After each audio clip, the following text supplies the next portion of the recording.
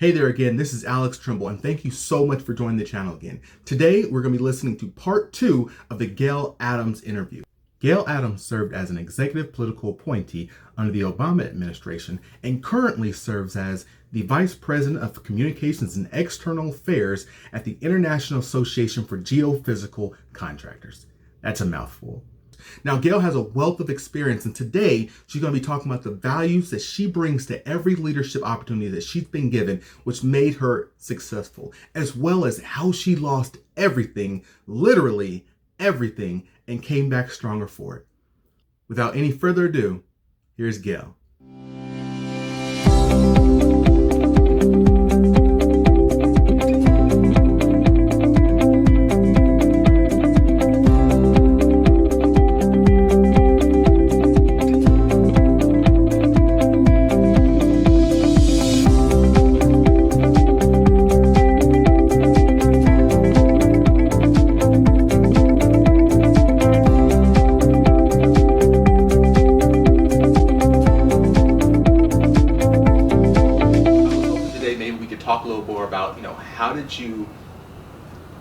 How did you lead within that context within the federal government? But then also, how did you go about navigating the politics of the federal government? Certainly. Well, first of all, thank you very much for the compliment. It was quite an honor to serve at the Department of the Interior. I think one of the keys to leading, or to my leading, is frankly the upbringing that my parents provided for me.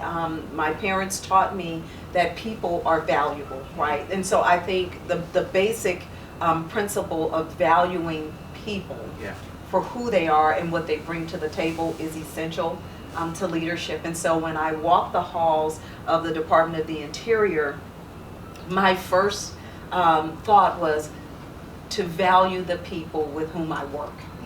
And then the second part of that was to recognize the honor that had been bestowed upon me by the President of the United States, by the Secretary of Interior, Mr. Salazar, and the trust of the American people, because really my job was about making the lives of the American people better. And so in valuing that work and knowing that it was an honor to be in service. And so I tried to keep that at the forefront of my mind every single day.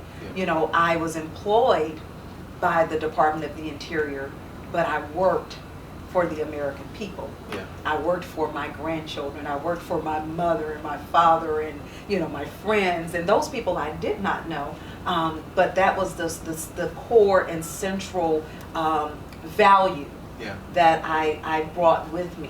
And even though now I've moved out of federal service, I still carry that same attitude, and knowing that what I do every day is a privilege. It's a privilege to serve. I am in the energy space now, so I work to make sure that the people of this country, the people of the world, have accessible and affordable energy, because I know and realize that it really does make a difference. And so every day that I wake up, I know that what I do matters. And when you have that grounding, and when you have that sense of what your real purpose is, it becomes a lot easier to lead. And you have to be focused and you have to be disciplined. And so, and I try to keep that in mind every single day. Now, is it something that I actually am able to accomplish every day? Of course not, I'm human. But again, when you have that foundation and you have that grounding, you can't stray too far from that. And so I brought that to the Interior. I bring it with me now that I'm in the private sector, knowing the importance of what I do. So that's a great point you start with, you know, valuing where you are, valuing your people, valuing everything, right? But how does that translate to behaviors? What does it mean to value? What do you do differently than? So for me, I think, you know, a lot of times, unfortunately in the world, status means a lot to people, and sometimes we may value and say, when we look at people's value, we do it according to a position that they may hold, and whether I'm a higher GS level, or if I'm the vice president and you're a director or whatever. And so I typically I steer away from that, because when I talk about value, I think that everyone's position is essential to make the whole work, right? And so, and if a position was not valuable, it would not even exist. So I'm talking about everything from a maintenance worker, you know, up to a secretary or the president. You know, if you're talking federal government, if you're talking outside of that, it's basically the same principle. And I just always believe, well, if you were not important, your position would not exist. And so it's incumbent upon me as a leader to learn what it is that you do, and then learn how it fits into the bigger picture of what we are doing collectively, and then value that. Because if you don't value what other people bring to the table, you will dismiss it. And if you dismiss it, then that means that there is something in the bigger picture that goes missing. So everybody is essential. Yeah, you may be collecting the garbage, but guess what? Try going a week or two without your garbage being collected, and you'll see just how, quote, valuable, you know, someone is. And so I don't look at people in their positions to determine whether or not I'm going to respect them. You know, as people, I think everyone deserves my utmost respect. And if I give everyone the same respect, I don't have to think about it later on, oh my God, that was the director, or oh my God, that was a vice president, or whatever. It doesn't matter, because I've given everyone the respect that they're really due, no matter what position they hold. And if you don't mind, I'm going to dive into that a little bit more now. So we talked about, you know, you having value and valuing your position, what you do for the country, what you're doing for everyone else, and now you're talking about valuing everyone. And you've now also talked about, you know, why, or what those practical applications of valuing people. What are the practical outcomes of valuing people? You know, how has that benefited you in your relationships with other people and in your career thus far? So it has been of the greatest value for me, because you can only rely so much on what you know, right, individually. But we are human beings. We have to rely on each other. We are very much interdependent. And what I find is when you value the people who are around you, they give you everything they've got, right? They give you 100%, and they will go the extra mile for you. And I found that to be the case at Interior. I worked with a great group of people who supported me in my role. They went that extra mile. They did those extra things. And frankly, they were the reason why I was successful. It had very little to do with me directly, right? But it had everything to do with the support system that they brought to the table to help me to do my job. And in turn, by my being able to do my job better, it helped me with the department overall, and then it helped the department do what it was supposed to do. And so, and it's the same thing in my current role in my job now. I work on an international scale. The people that I work with, I lean and depend on them. We work interdependently, because it's only in our working together that we can accomplish something that is much greater than we are individually. And I really believe that. It's not just jargon for me. I really believe that, and I try to live my life in that way. And I think the other part of the benefits of that is when people understand, because I spend a lot of time in this area helping people understand how they fit into the bigger picture. And when people know that they have a real purpose, and that purpose is valued, and that that purpose can result in a great outcome, I think they have something tangible to work toward, and we can do it together and collectively as a group. And you know, my success is your success. Your success is my success. And they do depend on each other. And so rather than operating from a competitive standpoint where I'm trying to outdo you, you know, realizing that, you know, if you fail, then we all fail. We're, you know, collectively, we're only as strong as our weakest link. And so it does not benefit us to purposely create a weak link in a chain that we need 100%. To be like totally strong, right? And so for me, that was, you know, some of those beneficial outcomes is watching people begin to see their work in a different way, and to know that what they do matters, and it matters every single day, and they show up. And when I say show up, I'm not just talking about they come into work, they show up, right? And they do the work. And then so when, you know, I had a success as the director, it wasn't just my success. My team enjoyed a success, which means the department enjoyed a success. Yeah. And so for me, watching that and watching people transform is probably an even more important role as a leader, is developing your people. Actually, John Maxwell talks about the rule of multiplication and adding. If you're doing everything yourself, you're adding something.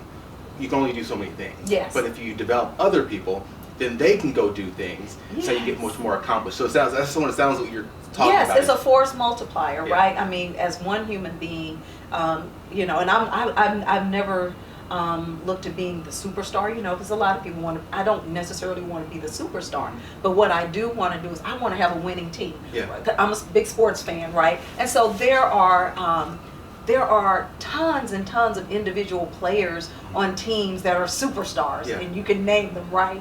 But then when you look at the performance of the team, they've never won a championship, or they've never gone to a final or anything like that. And I'd much rather be on a team that can come together and we win championships rather than my being a superstar on a team that never wins. Yeah, yeah. And so, and that for me, that's the ultimate goal.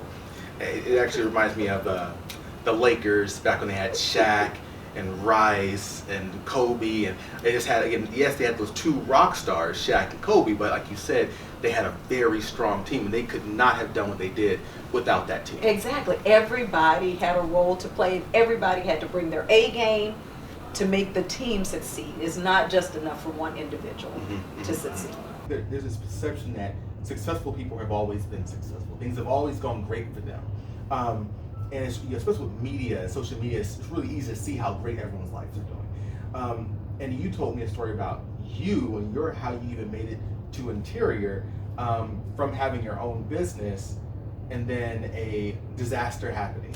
If you would share this story, I'd greatly appreciate it. Certainly. So again, a lot of times we see people in places and we think, gee, they've always had all this great fortune and they've always been on top, or whatever our definition of on top is. So I had a very successful career in radio and television and print, and I, at one point in time, I had my own nonprofit in Louisiana. I had two businesses. I had a consulting business, and where I did corporate training and government advising and everything. And so I was living in New Orleans at the time, and like so many other people, Hurricane Katrina happens.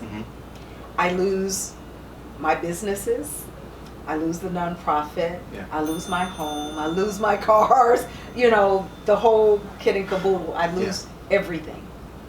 Watch my house go underwater on CNN by happenstance by seeing the sign with water up to the Literally sign. saw your house go underwater. Literally seeing my house go underwater. And so, you know, I lost everything that I owned. I began working at FEMA the day that it opened its doors in Baton Rouge, and I started out as a switchboard operator because I took the first job that they offered because I had lost everything.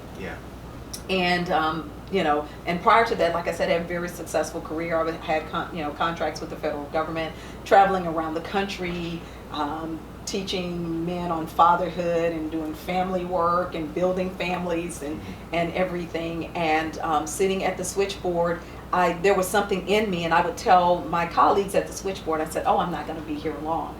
Because I knew it, right? I said, I'm not going to be here long. And of course they thought I was being arrogant. Yeah. They thought I was being arrogant, but there was just something on the inside of me that said, you're not going to be sitting here long. And you know, I saw a lot of people that I had worked with over the years coming in and out of the building, and they would ask me, why are you sitting here at the switchboard? You should be in public affairs, or you should be over in government affairs. And I said, well, I took the job that I had to take because I have nothing. And they talked to various officials at FEMA about me, and one day this gentleman comes downstairs, and I had never been upstairs in the building where we were working. And he asked for me. He's like, I'm looking for Gail. And of course there were 5 of us and everybody looking around. We didn't. I was like, okay, who's going to confess? And so I'm like, yeah, I'm Gail, but what do you want? And so, you know, he says, well, you know, we keep hearing from people that are coming here that you actually are in the wrong place and you need to be with us. And I said, well, that's great, but I don't know who you are and who us is, Yeah. right? Yeah. So, and he said, well, we're in the public affairs division, and with your background and everything that you've done before, we think you'd be better, placed if you were with us. And so I became the public information officer coordinator for Hurricane Katrina. Yeah. And over all of our public information officers, that had been dispatched around the state. But I had done a lot of government work in my consulting business, where I advised mayors of cities of Louisiana. I had been one of the consultants to the National Conference of Black Mayors president, who happened to have been from Louisiana. So I knew a lot of the mayors and everything, and the governor. And I was helping to resolve a lot of FEMA's issues on the government side. And so the Intergovernmental Affairs Director came to me one day and he said, oh, you're the lady that's been resolving all my issues. You should be working for me. So I moved over to Intergovernmental Affairs as a liaison, and I was going throughout the state of Louisiana. Eventually I became the Intergovernmental Affairs Director for the recovery for Katrina and Rita and Gustav and Ike, and working directly for the director of the recovery office, and that's where I ended my career with FEMA. But then the oil spill, of course, happened. The Macondo spill happened, and FEMA loaned me to the Coast Guard, and I became the governmental affairs officer for the Coast Guard. It was in that position that Secretary Salazar and the president and vice president, all those people were coming to the Gulf Coast, and I got the invitation to come to D.C. and to serve Secretary Salazar as the director of intergovernmental and external affairs because of my work in the Macondo spill. But what that taught me was that you have the ability, and I told you this, you have the ability to bloom wherever you're planted. Disaster and hard times and hardships don't necessarily mean that your life has to end or that your life is a failure. You can take those things and they can be turned into successes. When I lost everything that I owned in Katrina, in a lot of ways that was the end. It kind of wiped out my old life. I even look at my life as pre-Katrina and post-Katrina even today. And so, looking at losing my home, my businesses, my everything, was certainly a disaster, right? And I had to rebuild my life because my home was totally destroyed. But it was because of that circumstance that put me at FEMA. And even while I was sitting at the switchboard, I had two things. Number one, I always believed that I was going to be and do something different. But while I was where I was, I gave it everything that I had. I bloomed right there where I was planted at the switchboard, and I helped as many people as I could right there. And it's because of that commitment, I believe that, and I don't know how people feel about faith, but I am a woman of faith, and I believe that God allowed me to use that position to help people. And when he saw that I was committed at that position, he saw fit to elevate me to another position. And in that position, I helped as many people as I could. And he elevated me again and again.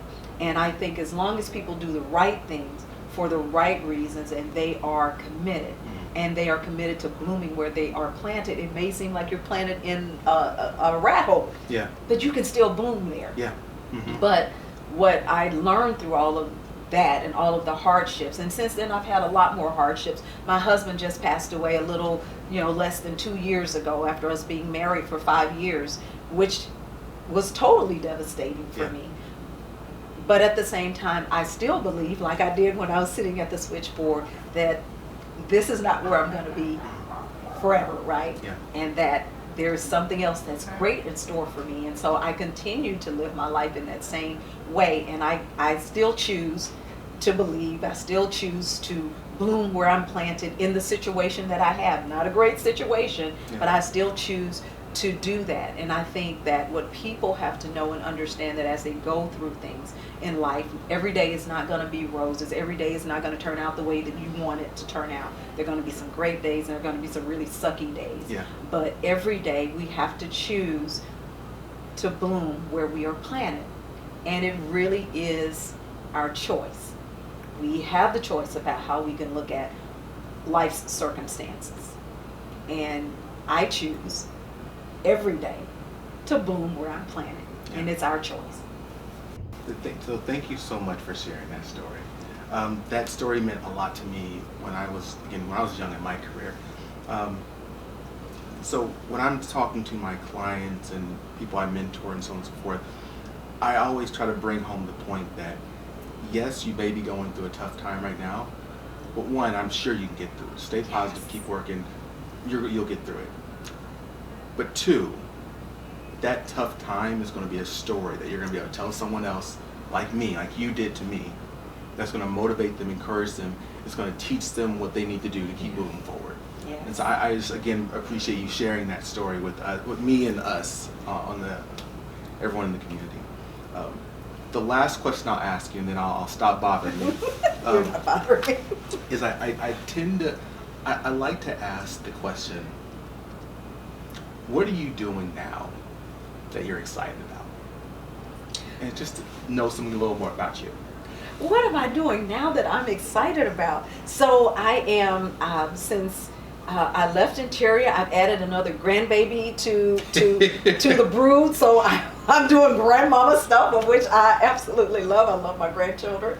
So that's, on the personal side of life, that is really, there's probably nothing more rewarding besides being a parent than being a grandparent. But the great part about being a grandparent is you don't have all the responsibility. You just play and then go away. Give that. Here's some candy. Go. Yes, you play and go away. I'm looking forward to being a grandparent. but on the other side of things, in the energy space where I am now, I'm very excited about it. I get a chance to work in an industry that at the core of who we are and what we do, we help to lift people out of poverty. We help to deliver safe, affordable energy to people in everywhere in the world, in remote areas, which means that I have a direct impact on their health outcomes. I have a direct impact on their community outcomes and their education outcomes. And so even though there are millions of people in the world that I may never ever meet, and I won't meet them because I can't meet them all, but knowing that I have a very small role in helping their lives to be better makes me excited. I am totally buzzed about that, because I look at that and I say, gee, the work that I do can make the difference between a mom delivering a healthy baby and she surviving herself, right? Because maternal child health is a world problem. We don't always realize that outside of the United States. Because of what I do, people don't have to go and find animal dung to burn, which is toxic for them to cook. And because of what I do, kids can come home from school and have lights so they can study, or have access to computers and the internet so that they can learn more about their own environment and other places. And so for me, that's really something to be excited about. I just have like probably not a less than a dot, a little on a pinhead contribution to that, but knowing that the work that I do every day helps to make that possible is worth being excited about. And you and I talk a lot about mentoring, and we have done that over the years. And so the other thing that I'm always excited about, and I tell people all the time, is you can measure your greatness by how many people you help. And if you're not mentoring some young person, if you're not helping someone, then your greatness is severely diminished. And so for me, the pursuit is always, whose life can I pour into? Because I had great people in my life to do that for me and push me, in addition to my parents. Of course, if it were not for my mom and my father, I wouldn't be sitting here today. But I had great teachers who took their personal time to invest in me, away from the classroom. Miss Wiggins, I talk about her all the time, Mrs. Hooks. I will never forget these women, right? Mrs. Woodley, I'll never forget them, because they poured into me and they saw something in me that I couldn't even see in myself, but they made that investment. And it's because of people like that and my parents that I'm sitting here, and I want to be, you know, one day when I'm gone, I want somebody to say, you know what, she took time and she poured into me and she invested in me, and that's going to be the, you know, the measure of my greatness and my immortality. I'm going to leave here, but I can always make a mark on other people that will go on and on and on. And even with you, that's always the charge. You are an awesome young man, and I expect you to impact hundreds of lives and pour into those people the way your mentors have poured into you, because that's how we really live forever. Yes, right? ma'am. So, yeah. Yes, Miss Gail. So I got reverted back to yes, ma'am. I went Southern. That's right, yes, ma'am. I'm from Southern California. That's so, right, I'm from Louisiana. Ma'am works with me. Well, Gail, thank you so much for spending some time with us today. Thank you. I'm going to ask you if you have one last final thought you want to share with the audience, but I want to say, everyone, thank you so much for watching. Thank you so much for contributing to this channel. If you have any questions, please feel free to leave them in the comment section. Please like this video. Please share this video so the great learning we heard today can be shared with so many more people and impact so many more people's lives. So again, I thank you. Stay strong, stay positive, stay moving. So my one bit of advice to everyone that's watching is never give up. Never ever give up. Every day is not going to be the way that you planned it, and that's okay. Every day is not going to be great. Your life is just what it is. Life is full of lots of ups, is full of lots of downs, but if you never give up, you're going to reach your goal. And just know that every day that you're given is another opportunity to reach your goal. So don't give up, and know that today is just one day in your whole entire life, and there are so many more great things to come. Whew. I hope that you enjoyed watching that interview as much as I enjoyed making it. And if you haven't watched part 1 of the interview, please click here and it'll take you to the first part of this video. If you have watched part 1, I want to hear your thoughts. What really stuck out for you? What advice that you believe was timely and that's something that you can implement today? Look, I make these videos for you to help you get to where you want to be. So please, if you have other people you'd like me to speak with, if you have questions that you'd like me to address, put them down in the comment section. I promise I'll get back to you. So, as always, stay strong, stay positive, and definitely stay moving.